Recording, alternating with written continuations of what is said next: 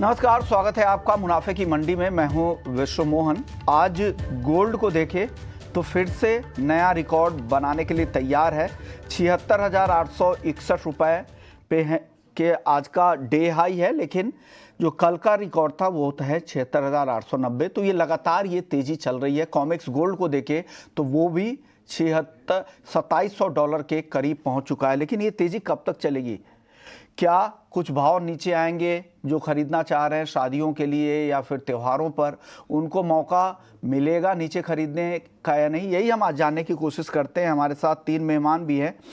कुणाल शाह हैं निर्मल बैंक से, मनोज कुमार जैन हैं डायरेक्टर हैं और हेड कमोडिटी और करेंसी रिसर्च पृथ्वी फिनमार्ट से, और साथ ही प्रथमेश माल्या हैं एंजल वन से। अब तीनों मेहमानों का बहुत बहुत शुक्रिया। कुणाल जी, क्या लग रहा है, सोने की ये तेजी जारी रहेगी या कुछ डेप नीचे खरीदारी का मौका मिलेगा क्या? जी हाँ, मुझे लग रहा है कि ओवरऑल सोने का आउटलुक तेजी का ही है। तेजी ज्यादा 100-200 रुपए का फॉल या 10-15-20 डॉलर घट सकते हैं, बट अंडरटोन बहुत स्ट्रांग है। ये जो रिसेंटली हम जो गोल्ड में अपसाइड देख रहे हैं, ये स्ट्रांग यूएस के बॉन्ड डील, aggressive interest rate cut November में नहीं होगा। सब रीजंस, डॉलर इंडेक्स, बॉन्ड डील बढ़ी है, रेट कट एग्रेसिव नहीं होने वाली है, और जियोपॉलिटिकल फ्रंट पे टेंशन जारी है। बट जितने भी फैक्टर जिसके कारण गोल्ड नीचे आना चाहिए, उसके बावजूद भी गोल्ड नीचे नहीं आ रहा है, that is a sign of strength. Gold मुझे लग रहा है 2740-50 डॉलर आने वाले 10-15 दिन में हो सकता है।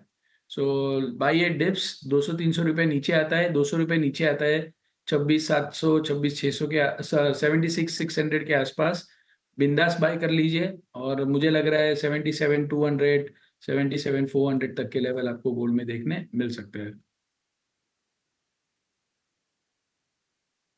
कम दिख रही है। मौजूदा जो माहौल है, सारे फैक्टर्स गोल्ड को सपोर्ट ही कर रहे हैं। मनोज जी, आपको क्या लग रहा है, गोल्ड जो खरीदना चाह रहे होंगे शादियों के लिए या त्योहारों पर, वो इंतज़ार कर रहे होंगे। कई लोग तो ऐसा लग रहा होगा कि लेफ्ट आउट फीलिंग आ रही होगी, भाव नीचे भी आया, वो खरीद नहीं पाए, अब उनको अफसोस हो रहा है। क्या उनका ये अफसोस खत्म होगा? उनको मौका मिलेगा कुछ नीचे भाव पर खरीदने का? नमस्कार विश्वमोहन जी। नमस्कार बहुत सर। बड़ी गिरावट की गुंजाइश नहीं है, और सोने के बारे में मैं हमेशा कहता आया हूं कि every time is a right time to buy gold. जब हम उसको खरीदते हैं तो हमेशा महंगा लगता है, लेकिन थोड़े समय के बाद लगता है कि हमारा निर्णय सही था। तो यहाँ पे ऐसी कोई फीलिंग लाने की जरूरत नहीं है, अभी भी खरीद सकते हैं। कोई बड़ी गिरावट की यहाँ पे जो है गुंजाइश नहीं है। छोटे मोटे करेक्शन आ सकते हैं क्योंकि लेवल इतना ऊपर का है। तो यहाँ पे करेक्शन में बाय ही करना चाहिए, और लंबी अवधि में ट्रेंड अच्छा पॉजिटिव ही रहने वाला है। और अभी जो तेजी है अगले 1 से 2 साल और सस्टेन होने वाली है। तो यहाँ पे वर्तमान लेवल पे भी बाय कर सकते हैं जिनको शादी ब्याह के लिए खरीदना है। वहीं ट्रेडर के पर्सपेक्टिव से करें बात, तो यहाँ पे थोड़ा अगर डीप आता है दिन के सत्र में, तो 76,550 बेहतर स्तर होंगे रिस्क रिवार्ड के लिहाज से। 76,330 का स्टॉप लॉस लगाएं। इंट्राडे के लिए लक्ष्य 77,100 के रखें। तो तेजी, आप सभी एक्सपर्ट्स को यही लग रहा है कि आगे भी ये तेजी इनको लग रहा है कि जारी रहेगी। हो सकता है कि बीच में थोड़े बहुत डिप मिले, लेकिन वो उस तरह के नहीं होंगे जिसके लिए आप इंतज़ार कर रहे हैं। ऐसा सारे एक्सपर्ट्स यही कह रहे हैं। चलिए चांदी को देखते हैं। चांदी आज दिन के दौरान शुरुआती कारोबार में देखें तो वो कमज़ोर दिख रही थी, लेकिन धीरे धीरे यहाँ भी रिकवरी आ रही है। अब वो गिरावट घट के सिर्फ 300 रुपये की रह गई है।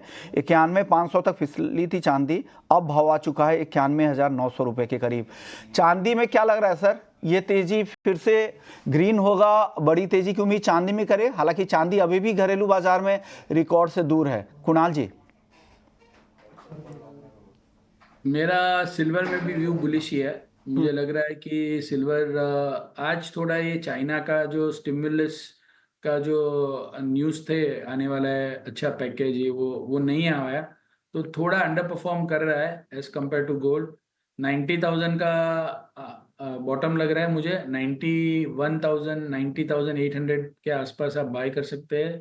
ऊपर में 93,000 तक के टारगेट के लिए शॉर्ट टर्म में $32.5 का एक टेक्निकल रेजिस्टेंस है एज पर अवर टेक्निकल टीम। मुझे लग रहा है कि वहाँ पे एक बार अटकेगा, बट ओवरऑल तेजी का ही ध्यान है चांदी में। गोल्ड सिल्वर में मंदी नहीं करना चाहिए। मंदी नहीं करने की सलाह। और इमीडिएट बेसिस पे यहाँ पर चांदी के लिए कुणाल जी का टारगेट है 93,000 रुपए। तो अभी जितने भी फैक्टर्स है सब सपोर्ट कर रहे हैं यहाँ पर गोल्ड सिल्वर को। अनसर्टेनिटी इतनी ज़्यादा है, यूएस इलेक्शन है, वो अनसर्टेनिटी है, वॉलेटिलिटी रहेगी, रिस्की एसेट से हो सकता है गोल्ड में वापस से पैसे आए, हो सकता है किसी एक फैक्टर का प्रीमियम कम हो तो दूसरा फैक्टर दिख जाता है। यही वजह है कि बड़ी गिरावट की संभावना किसी भी एक्सपर्ट्स को अभी नहीं दिख रही है। चलिए आप बताइए चांदी पर मनोज जी, आज के लिए क्या करना चाहिए चांदी में आज? हाँ, डिप्स में बाय की सलाह रहेगी विश्वमोहन जी। 91,000 के स्तर अच्छे लगते हैं इंट्राडे में बाइंग के लिहाज से, तो 91,000 के स्तर पे बाय कर सकते हैं। 90,450 के स्टॉप लॉस है। इंट्राडे के लिए लक्ष्य जो रहेंगे 92,400 के रहेंगे, और 1 से 2 दिन में हमारा मानना है कि 93,000 तक के स्तर भी जो है देखने को मिल सकता है। तो सिमिलर व्यू है यहाँ पर। 92,400 पहला टारगेट है मनोज जी का, और फिर 93,000 भी, जैसा कुणाल जी कह रहे थे। कच्चा तेल अगर देखें तो 4 दिनों की गिरावट के बाद रिकवरी की कोशिश है, लेकिन वो रिकवरी काफ़ी कम है। $74 के आसपास मामूली तेज़ी यहाँ पर दिख रही है। यूएस में क्रूड स्टॉक में कमी आई है, उससे थोड़ा सपोर्ट मिला है, और साथ ही अभी भी कई सारे अनसर्टेनिटी है। जो सप्लाई की दिक्कत उस तरह की अब तक नहीं हुई है खाड़ी देशों में तनाव की वजह से। क्या लग रहा है आपको कुणाल जी कि कौन से फैक्टर्स क्रूड पर ज़्यादा हावी आपको दिख रहे हैं, और क्या होगा, भाव पर क्या असर होगा उसका? मेरी राय में अभी जो सबसे बड़ा डोमिनेटिंग फैक्टर है वो ये था कि ऑयल मार्केट में जो तेजी हुई थी उसका कारण था इजराइल ने ईरान के ऑयल फैसिलिटी पे अटैक करने के लिए कहा था। जो स्टेटमेंट उन्होंने वापस 2 दिन पहले रिट्रेट करके वापस लिया कि नहीं अभी हम अटैक नहीं करेंगे, तो तब से ऑयल मार्केट अंडर प्रेशर है। दूसरा, लीबिया से प्रोडक्शन स्टार्ट हो गया है। सो लीबिया से 1.25 मिलियन बैरल का प्रोडक्शन का लॉस था, वो फिर से मार्केट में आना स्टार्ट हो गया है। सो ये दोनों रीजन को देख के एक बार लग रहा है $67-68 के आसपास कच्चा तेल आ सकता है। MCX पे 5790 के आसपास एक बार आ सकता है, उससे ज़्यादा मंदी नज़र नहीं आ रही है। सो मैं जो भी नेगेटिव न्यूज़, नेगेटिव फैक्टर्स है वो $67-68 में फैक्टर इन हो जाएंगे।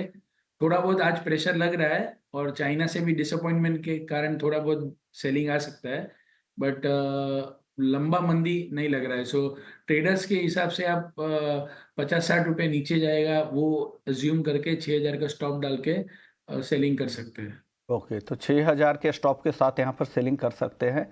हालांकि जिस तरह के ओपेक के आई के जो डिमांड की रिपोर्ट आई थी, वो भी उन्होंने भी लगातार डिमांड एस्टिमेट्स को कम कर दिया है। ओपेक तो लगातार तीसरे महीने उन्होंने अनुमान को कम किया है।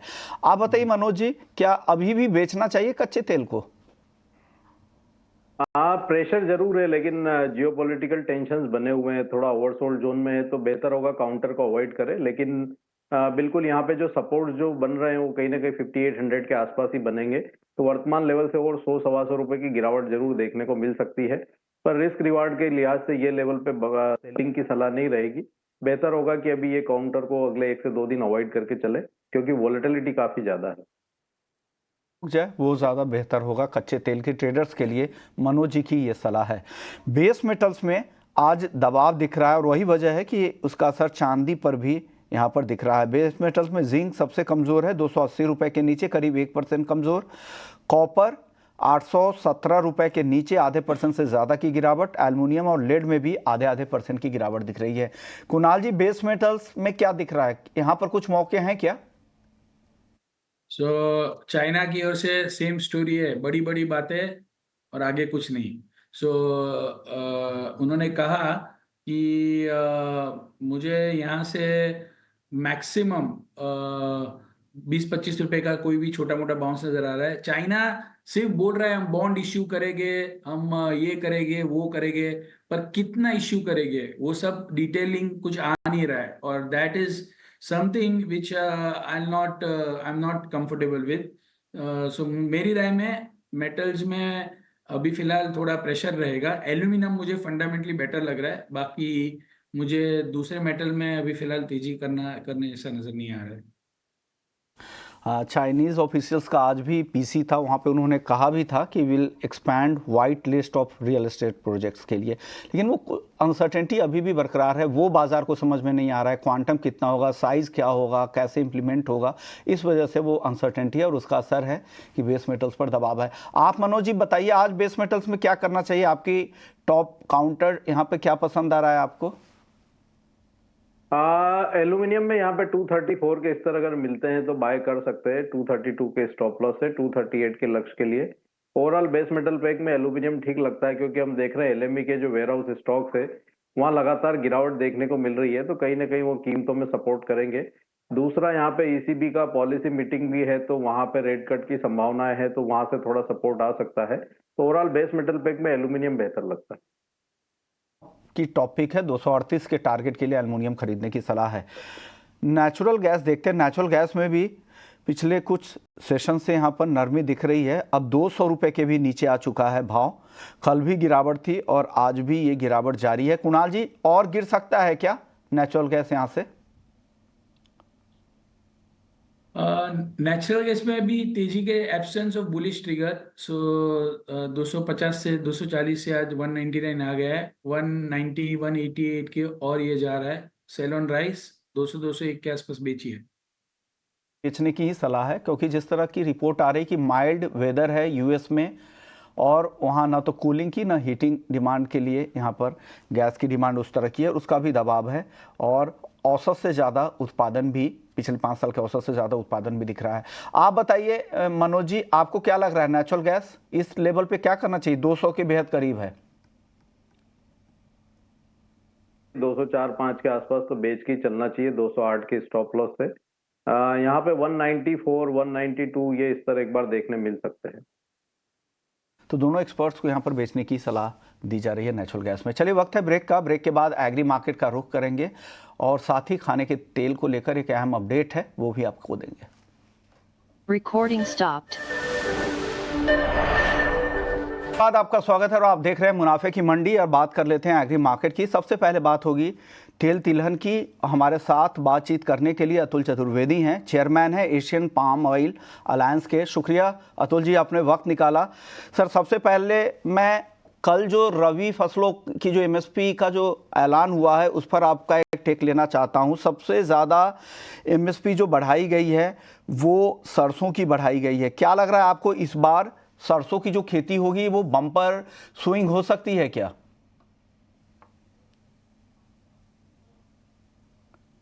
अतुल जी, आपको आवाज आ रही है? हाँ, मेरे को मेरी आवाज आ रही है आपको? हाँ हाँ बिल्कुल सर। बताइए सर, क्या इस बार आपको क्या लग रहा है, सरसों की खेती इस बार बढ़ेगी?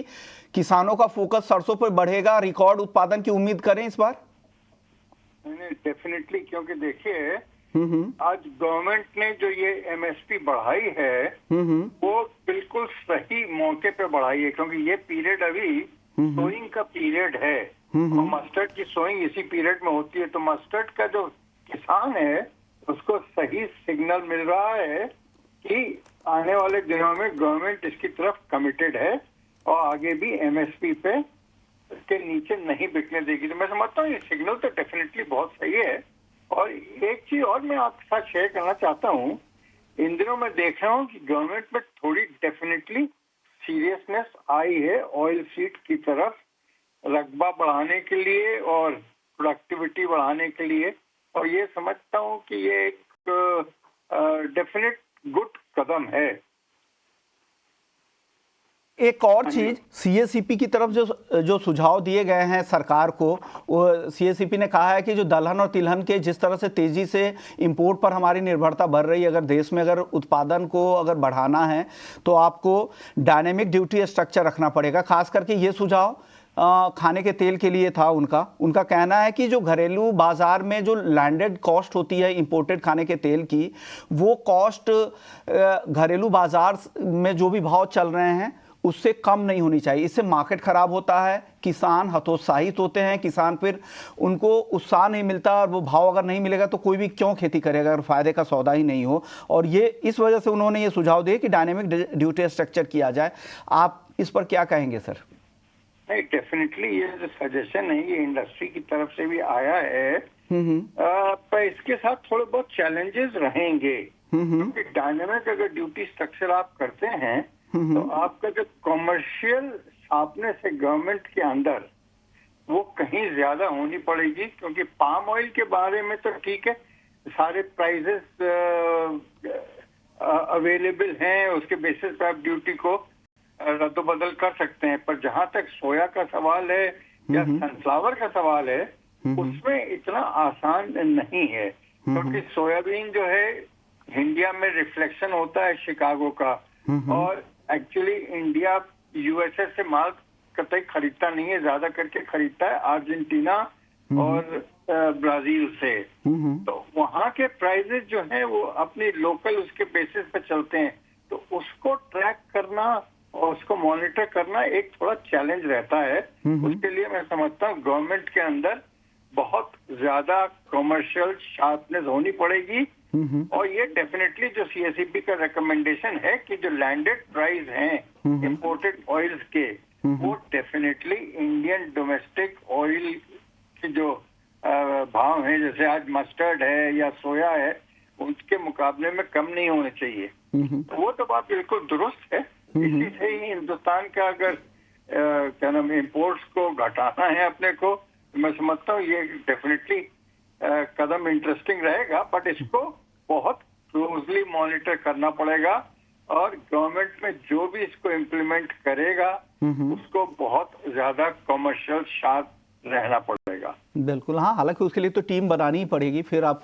इस तरह के फैसले कर पाएंगे। सर, अब मेरा एक सवाल होगा पाम तेल को लेकर। पाम तेल की कीमतें पिछले कुछ दिनों से काफ़ी तेज़ हुई है, हालांकि आज मलेशियाई पाम फ्यूचर्स में दबाव ज़रूर दिख रहा है, लेकिन महीने में देखें तो करीब 11.5% की तेज़ी आई है, और अच्छी तेज़ी आप कह सकते हैं इसको। क्या और बढ़ सकते हैं ये दाम? आप प्राइस आउटलुक क्या है खाने के तेल को लेकर और खास करके पाम को लेकर? मेरा तो मानना है कि जितनी तेजी आनी थी वो काफी हद तक आ चुकी है, और पाम की और इन सब तेलों की जो तेजी आई है वो लार्जली इस बिना पे आई है कि ये जो मिडिल ईस्ट में और इजराइल और इनकी ईरान की जो जद्दोजहद चल रही है, ये शायद बढ़ सकती है, और इससे अगर बढ़ेगी तो क्रूड बहुत ज्यादा अफेक्टेड होगा, और क्रूड अगर अफेक्टेड होगा तो एडिबल ऑयल डेफिनेटली अफेक्टेड होंगे। पर आज अब ऐसा लग रहा है कि शायद ये कंटेन हो जाएगा और इतनी ज्यादा लड़ाई शायद ना बढ़े, और ईरान का वो डर ये था कि हॉर्मुज की स्ट्रेट को ईरान बंद कर देगा तो तेलों के दाम बहुत बढ़ जाएंगे। पर अब क्रूड के प्राइसेस आप देखिए वैसे भी दब गए हैं। तो मैं समझता हूँ जो तेजी आनी थी वो ऑलरेडी आ चुकी है। इस लेवल से बाजार अभी भागना थोड़ा मुश्किल दिखता है, और हिंदुस्तान में भी अभी हिंदुस्तानी अभी चेज नहीं कर रहे हैं बाजारों को, क्योंकि यहाँ की भी डिमांड उतनी स्ट्रांग नहीं है जितनी आज से 10-15 दिन पहले थी। ओके, मैं समझता हूँ काफी ओके, यानी आपको लग रहा है कि भाव यहाँ से अब जो भी तेजी आनी थी वो आ चुकी है, अब यहाँ से भाव तेज नहीं होंगे। और दूसरी तरफ जो अगर ब्लेंडिंग की अगर बायोडीजल के लिए अगर जाता भी है तो वहाँ तो कच्चा तेल खुद ही सस्ता हो रहा है, लगातार यहाँ पर गिरावट दिख रही है। पिछले 4 सत्र में बड़ी गिरावट आई है 7-8% की, और आज भी दायरे में ही घूम रहा है। शुक्रिया सर, आपने वक्त निकाला, और तिलहन इंडस्ट्री पर क्या कुछ होना चाहिए इंडस्ट्री के लिए आपने अपनी राय रख दी। चलिए आगे बढ़ते, कुछ और एग्री कमोडिटी को देखते हैं। हल्दी की बात करते हैं, और हल्दी आज काफ़ी कमज़ोर नज़र आ रही है, 13,400 के करीब आ चुका है, करीब 2% की गिरावट है दिसंबर वायदा में। अप्रैल वायदा इसके बाद का जो कॉन्ट्रैक्ट है वो 13,800 के आसपास है, यानी 4 मंथ के कॉन्ट्रैक्ट में भी के भाव भी काफ़ी नीचे है, दिसंबर के आसपास ही है। मनोज जी बताइए, हल्दी में क्या और गिरावट आ सकती है या मौका है ये? पिछले हफ्ते भी जब आपसे बात हो रही थी विश्वमोहन जी, तो मैंने कहा था कि 14,400 के स्तर के ऊपर हल्दी निकलेगी तो ही इसमें तेजी देखने को मिलेगी, नहीं तो कीमतें फिर एक बार 13,200 12,800 की तरफ आती हुई नजर आएगी। और हम वही देख रहे हैं कि 14,400 यहाँ पे ब्रेक हो नहीं पाया, और 12,800 की तरफ जो है कॉन्ट्रैक्ट बढ़ता हुआ नजर आ रहा है। तो हमारा मानना है कि वर्तमान लेवल से और 300-400 की गिरावट आ सकती है, तो बेहतर होगा बाइंग के लिए जल्दबाजी ना करें। अभी वर्तमान लेवल से भी और यहाँ पे 400-100 रुपए की गिरावट देखने को मिल सकती है। जीरा और धनिया, इन दोनों में बताइए। जीरा तो फिर काफ़ी कमज़ोर हो गया है। जीरा नवंबर वायदा देखिए 25,000 के नीचे है, दिसंबर का वायदा 24,500 के नीचे आ चुका है। क्या हो रहा है मनोज जी? जीरे में एक उम्मीद बंधी थी कि यहाँ पे एक्सपोर्ट डिमांड जो है वो रिवाइव होती हुई नजर आएगी, लेकिन हमने वहां पे डिमांड को लेकर के कंसर्न्स जो अभी भी बन रहे हैं और उसी के चलते देख रहे हैं कि कीमतें ऊपरी लेवल्स पर सस्टेन नहीं हुई 26,000 के स्तर पे और फिर यहाँ गिरावट देखने को मिल रही है। हमारा मानना है कि यहाँ पे कीमतें 24,000 से 25,500 के दायरे में कंसोलिडेट कर सकती है कुछ समय के लिए। जब तक कोई तेजी का ट्रिगर नहीं आता एक्सपोर्ट डिमांड को लेकर के, तब तक दायरा बना रह सकता है। लेकिन धनिया में हमारा मानना है कि यहाँ पे एक अच्छे कंसोलिडेशन के बाद ग्रेजुअली जो है बढ़त की ओर ये कॉन्ट्रैक्ट बढ़ रहा है, तो धनिया में धीरे धीरे यहाँ पे बढ़त आती हुई नजर आएगी। अब हमारा मानना है कि 7,300 के जो स्तर है वो यहाँ प्रोटेक्ट होते हुए नजर आएंगे और ग्रेजुअली कीमतें 7,850 8,000 के जो स्तर है वो अगले 1 से 2 महीने में फिर टेस्ट करती हुई नजर आएगी। तो ओवरऑल मसाला पैक में धनिया बेहतर लगता है। यहाँ पे अगले 1 से 2 महीने में फिर एक बार 8,000 तक के स्तर देखने को मिल सकते हैं। ओके, 1 से 2 महीने में 8,000 के लेवल दिख सकते हैं और ये भी कहा जा रहा है लगातार दूसरे सीजन धनिया की सोइंग कम होने की खबर आ रही है। चलिए, शुक्रिया मनोज जी आपका, कुणाल जी आपका, आप लोगों ने वक्त निकाला, हमारे दर्शकों को गाइड किया एग्री में भी और नॉन एग्री मार्केट को लेकर। चलिए, वक्त है ब्रेक का, लेकिन इक्विटी मार्केट को देखें तो बाजार दिन के निचले स्तरों के करीब है। करीब 180 अंकों की गिरावट निफ्टी में, बैंक निफ्टी में तो 540 अंकों की गिरावट दिख रही है। लेकिन इक्विटी वायदा में क्या कुछ हो रहा है बताएंगे आपको ब्रेक के बाद। नमस्कार।